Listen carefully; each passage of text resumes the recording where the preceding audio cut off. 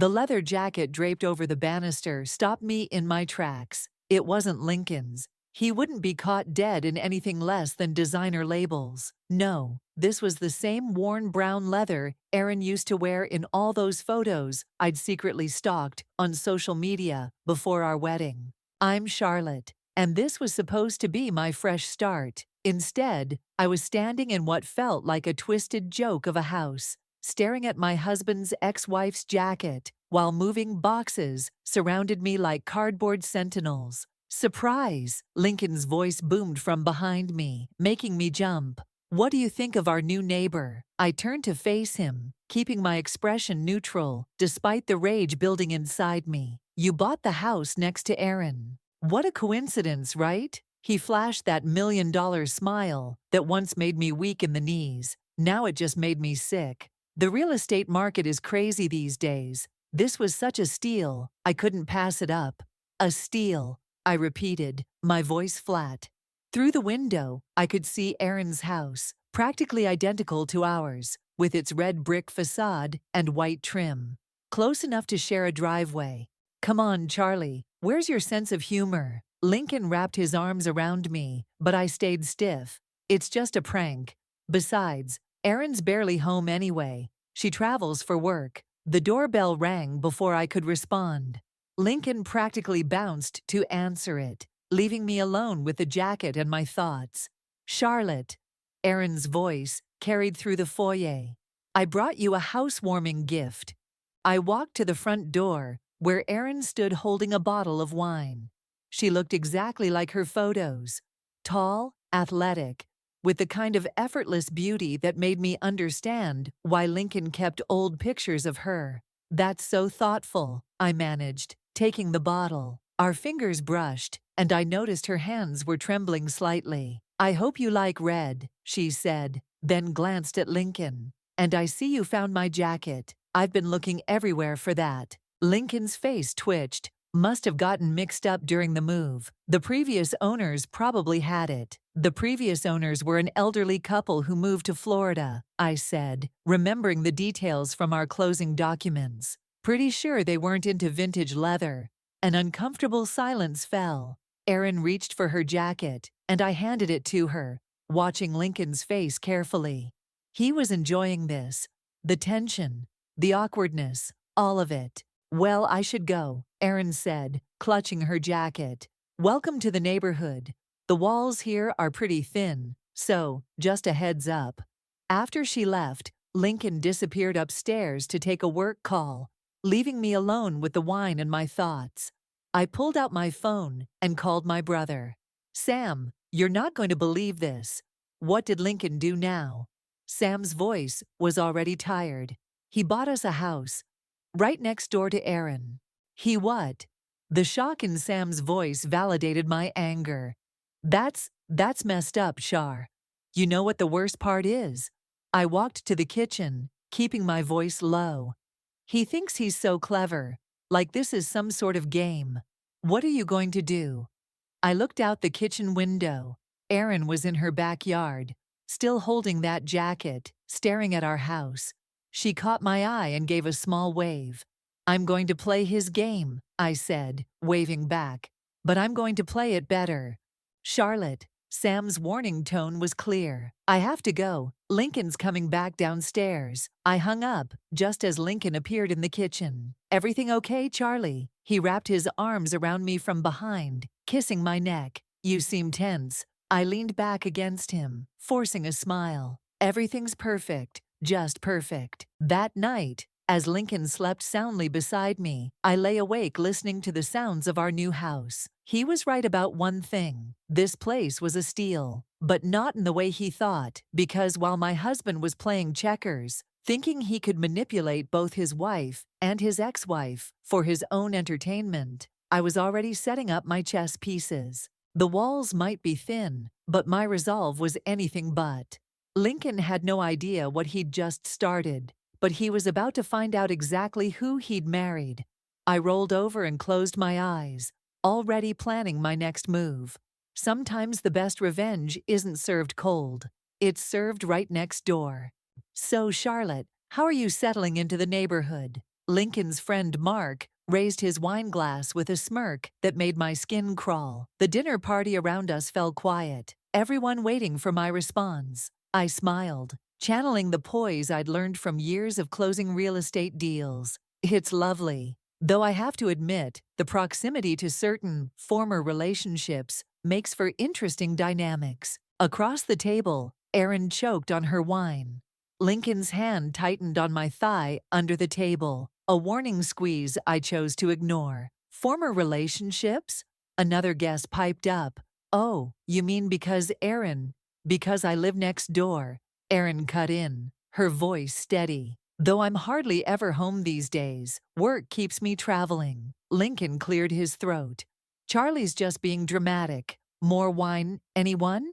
The doorbell rang, saving us all from the awkward moment. I stood up quickly. I'll get it. My brother Sam stood on the porch, right on time. I'd called him earlier, begging him to crash the party. Sorry I'm late, he announced, loud enough for everyone to hear. Traffic was terrible. I hugged him tight, whispering, "Thank God you're here." Sam followed me into the dining room, where Lincoln was telling one of his famous college stories, the ones that always somehow involved Erin. She sat there, pushing food around her plate, while her new boyfriend, Tate, looked increasingly uncomfortable.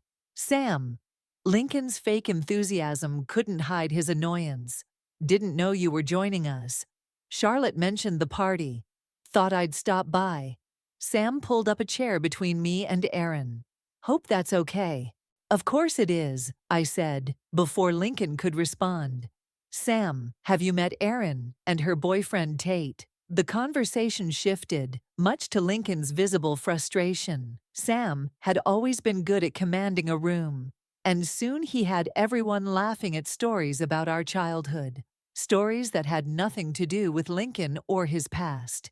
Remember when Charlotte started her real estate career? Sam grinned. She was so determined to make it on her own. Still am, I said, catching Catherine's eye across the table. My boss had become more than a mentor over the years, and her slight nod told me she understood exactly what was happening here. Speaking of real estate, Erin said suddenly, I've been thinking about selling my place. Any recommendations, Charlotte? Lincoln's fork clattered against his plate. Selling, you can't sell.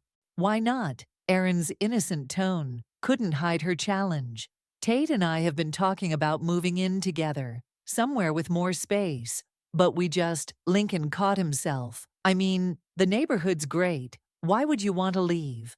Sam kicked me under the table, and I bit back a smile. Actually, I said, I'd be happy to help you list the property, Erin. The market's really hot right now. That would be wonderful, Erin replied, while Tate nodded enthusiastically. After dinner, as everyone was leaving, Sam pulled me aside in the kitchen. You okay, sis? This whole situation is messed up. I glanced around to make sure we were alone. I'm fine. Actually, I'm better than fine. Lincoln thinks he's so clever, moving us next to Erin to make me jealous. But he didn't count on one thing. What's that? Women talk, Sam. And Erin. She's just as tired of his games as I am. Catherine appeared in the doorway. Charlotte, do you have a moment? Sam squeezed my shoulder and left us alone. Catherine waited until the door swung shut before speaking. I've known Lincoln for years, she said quietly. Watched him play these games with Erin, and now with you. Be careful. I know what I'm doing, Catherine. Do you? She fixed me with her shrewd gaze. Revenge might feel good in the moment, but it changes you. Makes you more like the person who wronged you. I started gathering plates, needing to keep my hands busy. This isn't about revenge, it's about teaching him a lesson. Just remember, Catherine said, heading for the door. Sometimes the best way to win is to walk away. But as I watched through the window, while Lincoln helped Erin into her coat, his hand lingering too long on her shoulder, I knew walking away wasn't an option. Not yet. Need help with those dishes? Erin's voice startled me. She stood in the kitchen doorway, Tate hovering behind her. Actually, I said, I'd love to talk to you about listing your house, maybe over coffee tomorrow. Erin's eyes met mine, And in that moment, I saw my own determination reflected back at me. Coffee sounds perfect. Your place or mine? Mine, I said, smiling. The walls may be thin, but at least we'll know who's listening. The coffee maker gurgled as Erin sat at my kitchen island, her fingers drumming nervously against her mug. Through the window, I could see Lincoln's car still in the driveway. He was working from home today, coincidentally. So, I said, sliding into the seat across from her, let's talk about why my husband bought the house next to his ex-wife. Erin's hand stilled on her mug. I swear I had no idea he was planning this. I would have warned you. I believe you. I leaned forward. But I think you know Lincoln better than anyone. What's his end game here? Control, she said without hesitation. It's always about control with him, making people dance to his tune, proving he's the smartest person in the room. The coffee maker beeped, and I got up to pour us both a cup. Did he pull these kinds of games with you? Constantly. Erin wrapped her hands around the warm mug. That's why I left. Well, one of the reasons. The other was catching him with his secretary. I nearly dropped the coffee pot. He cheated on you. He'll say it wasn't cheating because we were on a break. But yes, she took a sip of coffee. I'm telling you this because, well, history tends to repeat itself with Lincoln. My stomach churned, but I kept my voice steady. Has he been in contact with you, besides the obvious neighbor situation? Erin's silence was answer enough. Show me, I said. She pulled out her phone, scrolling through messages. Nothing explicit, just hints, memories, the kind of stuff that seems innocent, but isn't. I read through the texts, my anger growing with each one. When did these start? The day after you moved in. She looked up at me. Charlotte, what are you suggesting? An alliance, I said, setting the phone down. You want to sell your house and move on with Tate. I want to teach Lincoln a lesson. I think we can help each other. I don't know. Erin glanced toward the window. Lincoln can be vindictive when he feels threatened. Exactly why we need to work together. I pulled out my own phone. I work in real estate. I have access to records, contacts, information, and you have history, insight into how he thinks. The sound of a car door made us both jump. Through the window, we watched Lincoln walking to his car, probably heading to get lunch. Okay, Erin said once he'd driven away. What's the plan? First, we need to make him think his game is working, that seeing us living next to each other is creating exactly the kind of drama he wants. And then we turn it around on him. But we have to be smart about it, subtle. I paused as my phone buzzed. A text from Catherine. Come see me today, important. Everything okay? Erin asked. Just my boss. I tucked the phone away. She's been like a mentor to me, actually warned me about getting involved in any revenge schemes. Smart woman, Erin said. Maybe we should listen to her. Or maybe we should be smarter about how we do this. I walked to the window, watching Lincoln's empty parking spot. He thinks he can manipulate both of us, play us against each other for his entertainment. But what if we let him think it's working? Erin finished my thought. While we're actually working together. Exactly. I turned back to her. But I need to know everything. Every trick he's pulled, every game he's played. No surprises. Erin took a deep breath. There's something else you should know. The reason I never sold this house, even though I wanted to move. She pulled out another phone from her purse, an older model. I kept evidence of everything. The affairs, the manipulation, the financial games he played. My heart raced. Why didn't you use it? He threatened to ruin my career if I did. But now? She smiled grimly. Now I have nothing to lose. Tate and I are moving to Seattle for his new job. I'm starting fresh. And I have everything to gain, I said, reaching for the phone. We just need to be careful, strategic. Like a game of chess, Erin said. Exactly. And Lincoln. He's about to learn he's not the only one who knows how to play. As if on cue, both our phones buzzed, a group text from Lincoln. Neighborhood BBQ at our place this weekend. Erin, you and Tate should come. Let's all be friends. Aaron and I looked at each other, and for the first time since moving in, I felt truly in control. "Game on," I said, and Aaron nodded. The pieces were set. Now it was time to play. Catherine's office always reminded me of a chess master's study. Everything strategically placed, nothing without purpose. She didn't look up from her computer when I walked in. "Sit," she said, typing furiously, "and explain to me why Lincoln's mortgage application just crossed my desk." I sank into the leather chair across from her. "What mortgage application?" "The one for your new house." She turned her monitor around. "The one he can't afford." My eyes scanned the numbers, and my breath caught. The down payment alone was staggering. "That's impossible. Lincoln said we had the money." "Lincoln says a lot of things." Catherine leaned back. "He's leveraged to the hilt, Charlotte. Multiple credit cards, personal loans, and now this mortgage that's 3 times what you should be carrying. He did this without telling me." My hands gripped the armrests. "How is that even legal?" "Because technically, the house is in his name only." She pulled out more papers. "But that's not all. Look at the timing of these transactions." I flipped through the documents, my real estate training kicking in. "These withdrawals, they started right after Erin announced she was selling her house." Bingo. Catherine's eyes narrowed. "He's trying to buy her property too, through a shell company." My phone buzzed, a text from an unknown number. "We need to talk about Lincoln. Meet me at Riverside Park, 3 p.m. Charlotte." Catherine's voice pulled me back. "Whatever you're planning, be careful. Men like Lincoln don't lose gracefully." "I'm not planning anything," I lied, standing up. "I just need some air. Thank you for showing me this." The park was quiet at 3.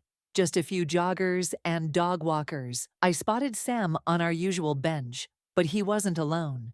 "Tate," I stopped short. "What are you doing here?" "He's the one who texted you," Sam said. "Show her, Tate." Tate pulled out his laptop. "I work in cybersecurity. Aaron asked me to look into some things. And, well, you need to see this." He opened a series of emails. Correspondence between Lincoln and various financial institutions. He's been moving money around, taking out loans, making investments that don't exist. He's running a Ponzi scheme, Sam translated, using new loans to pay off old ones, keeping up appearances. "And now he's trying to buy both houses," I said, the pieces clicking together. "But why? He can't afford them." "Because it was never about the houses," Tate said. "It's about control. Over you, over Aaron, over everything." My phone buzzed again. Aaron this time. "Lincoln just offered to buy my house, way above market value." "He's getting desperate," Sam said, reading over my shoulder. "What are you going to do?" I stood up, my mind racing. "I need to make a call." Catherine answered on the first ring. "Don't tell me you're going to do something stupid." "Actually, I'm going to do something smart." I started walking, energy coursing through me. "I need you to help me access Lincoln's complete financial records. Everything. Charlotte. He used my career, my connections to set this up. Time to return the favor." A long pause. Then, "Come to my office, after hours. Bring Aaron." That evening, as Catherine laid out Lincoln's financial web on her conference room table, I felt a strange calm settle over me. Erin sat beside me, her face pale, as she recognized transactions tied to their divorce settlement. "He's been planning this for months," she said. "The house next door, the fake investments, all of it. And now we have proof." I gathered the documents. "The question is, what do we do with it?" "If you expose him, he'll lose everything," Catherine warned, "including your house." "Good." I pulled out my phone, typing a quick message to Lincoln. "Working late, don't wait up." "What's the next move?" Aaron asked. I smiled, thinking of the BBQ this weekend. "We let him think he's winning, let him get comfortable, and then—" My phone buzzed one last time. Another unknown number. "I know what you're doing. Be careful who you trust." I showed the message to Catherine, who frowned. "Someone else knows. Or Lincoln's trying to scare us," Aaron suggested. "Either way," I said, "we stick to the plan." The BBQ is our chance to set everything in motion. As we left Catherine's office, the city lights reflecting off the glass buildings, I felt like I was standing on the edge of something huge. Lincoln thought he was the master manipulator, but he'd forgotten one crucial detail. Sometimes the best players are the ones you never see coming. "Ready for this?" Aaron asked as we reached our cars. I thought of the financial records in my bag, the text messages on Aaron's old phone, and Lincoln's smug smile when he bought the house next door. "More than ready," I said. "It's time to bring the game home." The BBQ was in full swing when I deliberately spilled my wine on Lincoln's favorite white shirt. "Oh, honey, I'm so sorry." I dabbed at the stain, making it worse. "You should change before everyone arrives." As soon as he disappeared upstairs, I nodded to Erin. She pulled out her phone, making sure others could hear. "Tate, honey, the realtor just called. They accepted our offer on the Seattle house." The reaction was immediate. Lincoln's friends turned to stare, whispers spreading through the backyard like wildfire. I watched from the grill as Erin played her part perfectly, gushing about ocean views and tech industry opportunities. "Seattle," Lincoln's voice cracked behind me. He'd changed into a blue button-down, his face tight with barely controlled anger. "You're really moving." "We close next month," Erin beamed, wrapping her arm around Tate. "Charlotte's been so helpful with the paperwork." Lincoln's head snapped toward me. "You knew about this?" "Of course," I said sweetly. "I'm handling Erin's listing. In fact, we already have several interested buyers." "Buyers?" Lincoln's knuckles went white around his beer bottle. "Who?" "Can't discuss client details, honey. You know that." I turned to the group. "More burgers? Anyone?" Sam appeared at my elbow with perfect timing. "Hey, Lincoln, Mark was just telling us about that investment opportunity you mentioned, the one with the guaranteed returns." I hid my smile as Lincoln stammered through an explanation about offshore accounts and property developments. Mark, who worked in finance, looked increasingly skeptical. "Sounds interesting," Mark said. "Send me the prospectus. My firm might want to get involved." "It's, pretty exclusive," Lincoln backpedaled. "Limited availability." Speaking of availability, Erin chimed in. "Charlotte, that couple you mentioned, the ones interested in my house, when do they want to view it?" "Tomorrow, actually." I served up another burger. "They're very eager. Mentioned something about making a cash offer." Lincoln excused himself abruptly, nearly knocking over a chair as he headed inside. Through the kitchen window, I watched him make a frantic phone call.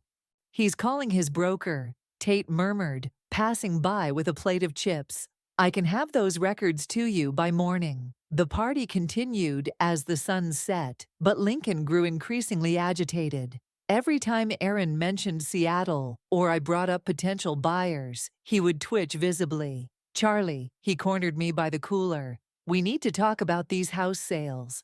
"Later, honey, we have guests." I handed him another beer. "Oh, by the way, Catherine needs you to sign some paperwork tomorrow." "Something about the mortgage?" His face went pale. "What paperwork?" "I'm not sure. Something about a review of assets?" I shrugged. "I'm sure it's routine." As if on cue, my phone buzzed. The unknown number again. "The trap you're setting. You're in it too." I deleted the message just as Sam called everyone for a toast. "To new beginnings," he raised his glass, looking directly at Lincoln, "and old endings." "To Seattle," Erin added. "To real estate," I finished, clinking glasses with Catherine, who had arrived just in time to witness Lincoln's growing discomfort. Later, as guests began leaving, Erin pulled me aside by the garden. "Tate found something else, something big. Tell me tomorrow," I whispered. "Lincoln's watching." Sure enough, he appeared moments later, trying to look casual. "Quite a party." "The best," Erin smiled. "Thanks for hosting. It'll be one of my last memories of this neighborhood." Lincoln's fake smile faltered. "About that, maybe we should discuss—" "Sorry, got to run." Erin checked her phone. "Early meeting with Charlotte tomorrow about the listing. You understand." As she walked away, Lincoln turned to me, his charm evaporating. "What are you doing?" "Helping a client sell her house," I said innocently. "It's my job, remember." Stop playing games, Charlie. Games. I stepped closer, lowering my voice. Like buying a house next to your ex-wife, or hiding financial records from your current wife. His eyes widened slightly before he caught himself. I don't know what you're talking about. Of course you don't. I patted his chest, right where the wine had stained earlier. Better get some rest, honey. Tomorrow's going to be a busy day. As I walked inside, my phone buzzed one final time. Catherine, it's all set for tomorrow. Are you sure about this? I looked back at Lincoln, still standing in the yard, staring at Aaron's house with a look of desperate calculation. Absolutely, I typed back. Time to show him what happens when you underestimate the women in your life. The pieces were in place. Tomorrow the real game would begin. I'm sorry, what did you just say? Lincoln stood in our driveway, briefcase frozen mid-swing, staring at Aaron, who was calmly unloading boxes from a moving truck. Oh, hey neighbor, Aaron waved cheerfully. The movers must have mixed up the houses. They started unloading at your place instead of mine. I watched from our front window as Lincoln's face cycled through confusion, anger, and panic. But you're selling your house, moving to Seattle. Change of plans, Aaron shrugged, directing movers toward our front door.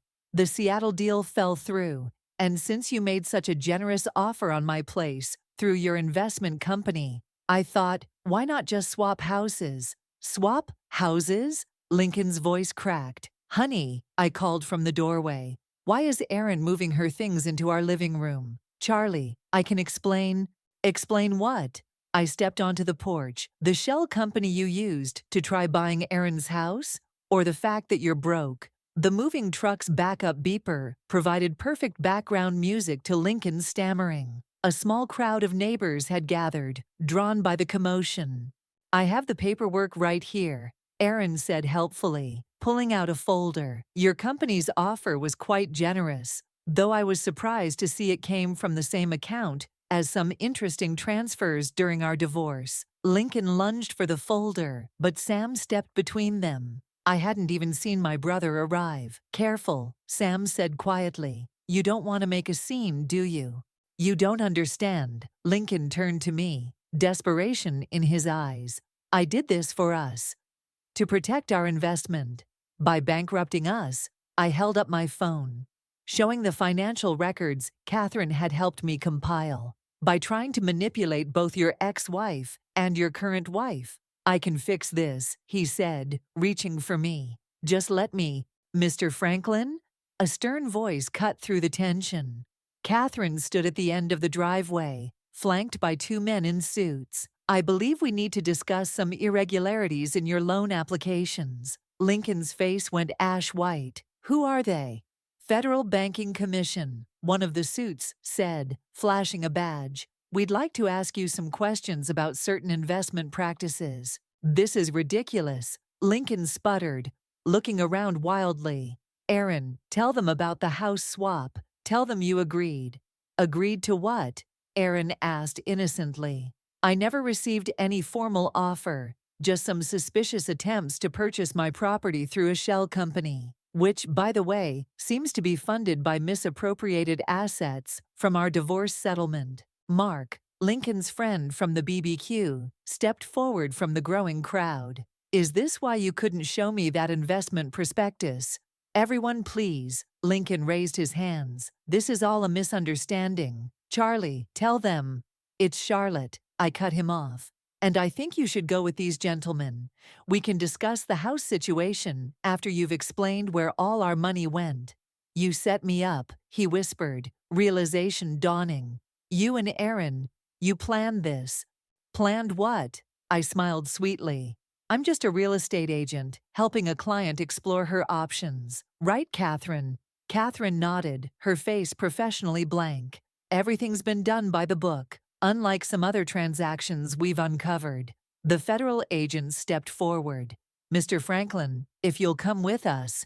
This isn't over, Lincoln hissed, as they led him to their car. You have no idea what you've done. Actually, I called after him. I know exactly what I've done. I learned from the best manipulator I know. As the car drove away, the neighbors slowly dispersed, whispering among themselves. Erin directed the movers to take her things back to her house, while Sam helped clear the boxes from our living room. "That went well," Erin said, joining me on the porch. "Almost too well," I replied, thinking of those anonymous warning texts. Catherine appeared beside us. "The commission has enough to keep him busy for quite a while. But Charlotte," she hesitated, "the house—" "I know," I said. "It's okay. I never wanted it anyway." My phone buzzed one last time. The unknown number. Karma comes for everyone, even those who think they're serving it. I showed the message to Erin and Catherine.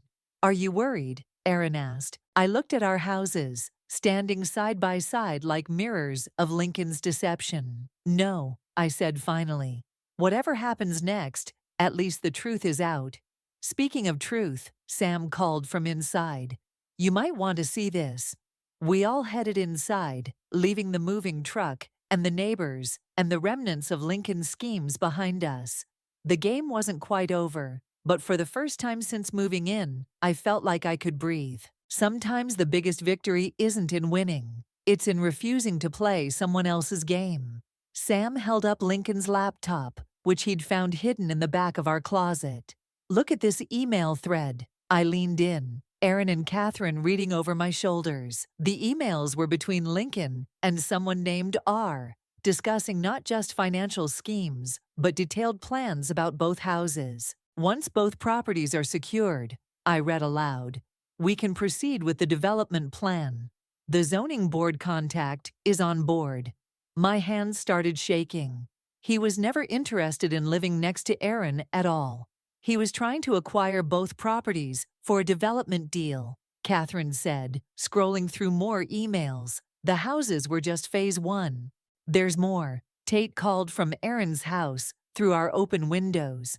"I just cracked his cloud storage. The whole neighborhood is targeted for some kind of commercial complex." The doorbell rang, making us all jump. Through the peephole, I saw a woman in a sharp business suit. "Charlotte." She smiled when I opened the door. "I'm Rachel Morgan, Lincoln's business partner. May I come in?" So this was R. Actually, I stepped onto the porch, closing the door behind me. "Let's talk out here." "Smart girl." Rachel's smile turned cold. "I assume you've found Lincoln's files by now. The development plans, the zoning fraud, yes. Then you understand this is bigger than your little revenge plot." She pulled out her phone. "I have investors waiting, contracts ready." Lincoln was just the face of the operation, the real power. She gestured to herself. "The anonymous texts," I realized. "That was you. Warning you to back off. This development is happening. With or without Lincoln. With or without you. That's where you're wrong." Catherine's voice rang out as she emerged from the house, followed by Sam and Erin. "The zoning board contact you mentioned, he's my cousin, and he's been recording your conversations for months." Rachel's composure cracked slightly. "You're bluffing." "Am I?" Catherine held up her phone. "He's on the line right now. Want to say hello?" "You have no idea who you're dealing with," Rachel snarled. "Actually," Erin stepped forward, "we do. Those financial records Lincoln kept, they don't just implicate him. Your name's all over them too. The federal agents who took Lincoln," I added. "They're very interested in speaking with you." As if on cue, 2 black SUVs pulled up to the curb. Rachel's face went pale. "Ms. Morgan," an agent stepped out. "We need you to come with us." "This isn't over," she spat as they led her away. "You think Lincoln was manipulative. You haven't seen anything yet." "Actually," I called after her, "I think we've all seen enough." Once the SUVs disappeared, I sagged against the porch railing. So it was never about me or Erin. We were just pawns in their development scheme. "Pawns who turned the tables," Sam said, squeezing my shoulder. "But the houses," Erin looked between our properties. "With Lincoln's assets frozen and Rachel arrested, both properties will probably be seized as evidence," Catherine confirmed. "I'm sorry, Charlotte. I know this isn't the victory you wanted." I laughed, surprising everyone including myself. "Are you kidding? I never wanted this house. Lincoln bought it without asking me. Remember, what will you do now? Aaron asked.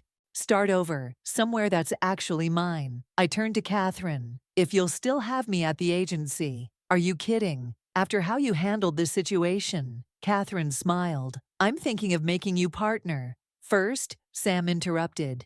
We should probably deal with that. He pointed to a moving truck, pulling up, different from the one we'd used in our setup. A familiar figure stepped out. Tate, Aaron called. What's going on? Remember that Seattle job offer? He grinned. It's still open. For both of us. I accepted this morning. Aaron's face lit up. Really? Really? The moving company had a cancellation. We can leave tomorrow if you want. Go, I told Aaron, before she could hesitate. Start fresh, like I'm going to. She hugged me tight. Thank you, for everything. As we watched the real movers begin loading Aaron's things, Catherine pulled me aside. You know, she said, I have a lovely listing on the other side of town. Great starter home for a single professional woman.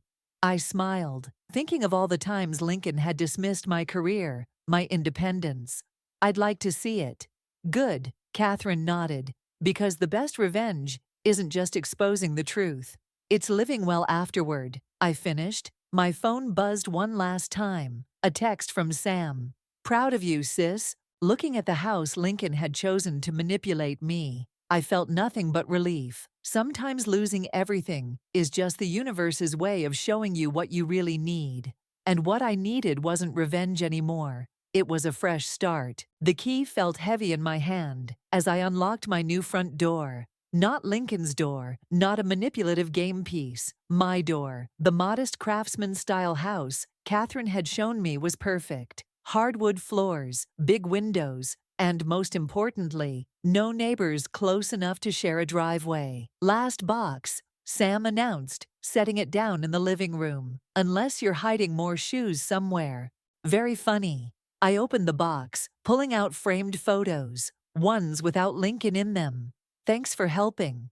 Speaking of help, he nodded toward the window where Catherine's car was pulling up. She wasn't alone.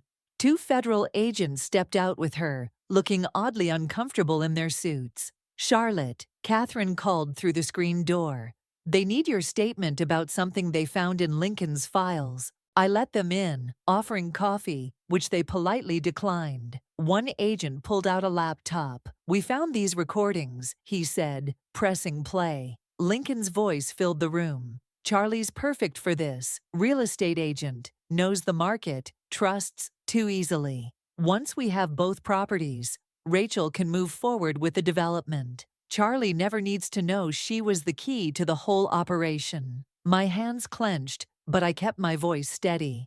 When was this recorded? Before you were married, the agent said. There's more. The whole relationship appears to have been strategic. Sam moved closer to me as another recording played. Lincoln and Rachel, planning how to use my career connections, my trust, my whole life as pieces in their game. We thought you should know, the second agent said gently. The prosecution wanted to be sure you were prepared for this to come out in court. I appreciate that, I said, surprising myself with how calm I felt. Will you need me to testify? Actually, Catherine interjected, they won't. Lincoln took a plea deal this morning. Rachel too. My phone buzzed. A text from Aaron. Landed in Seattle. Tate says Lincoln's plea deal is all over the news here. You okay? Better than okay, I typed back, then looked up at the agents. How long will they serve? 8 to 10 years, the first agent said. The financial fraud was extensive, plus conspiracy, real estate fraud, and several other charges. After they left, Catherine stayed behind, watching me unpack kitchen boxes. You're taking this surprisingly well, she observed. Should I be crying? Throwing things. I placed a coffee mug on an open shelf. Finding out my entire marriage was a con job designed to use my career for a development scheme. Most people would. I already knew who Lincoln was, I said, arranging another mug. This just confirms I was right to trust my instincts, to fight back. Sam appeared with a bottle of wine and 3 glasses. To instincts. To consequences, I corrected, taking a glass. And to starting over. Speaking of starting over, Catherine pulled out a folder. That partnership paperwork still needs your signature. I stared at her. Even after everything? Especially after everything. You turned a manipulation attempt into an exposure of corporate fraud. Imagine what you could do with legitimate deals. My phone buzzed again, this time with a photo from Erin. Her and Tate on their new balcony, Seattle skyline behind them, looking happier than I'd ever seen her. Your turn, her message read. Find your happiness. I signed the partnership papers. One more thing, Sam said, pulling something from his backpack. The old leather jacket, the one that had started everything. Found this in Lincoln's stuff. Thought you might want to send it to Erin. No, I said, taking the jacket. I think I'll keep it, as a reminder. Of what? Being manipulated? Of being strong enough to fight back? Of turning someone else's game into my victory? Catherine raised her glass. To victory then. To victory, Sam echoed. I looked around my new home, my real home, and felt nothing but peace. Lincoln had tried to use me as a pawn in his game, but in doing so, he'd taught me how to become a queen on my own board. My phone buzzed one final time. An unknown number, but not Rachel this time. A notification from the court. Lincoln's plea deal was officially accepted. Case closed. I deleted the message without responding and raised my glass to join the toast. To victory, I agreed, and to writing our own stories. Through the window, the sunset painted my new living room in shades of gold. No manipulative husband, no corporate schemes, no games. Just me, my family, my career, and a future I could finally control. Sometimes the best revenge isn't just exposing the truth or even serving justice. Sometimes it's simply walking away and building something better. And that's exactly what I intended to do.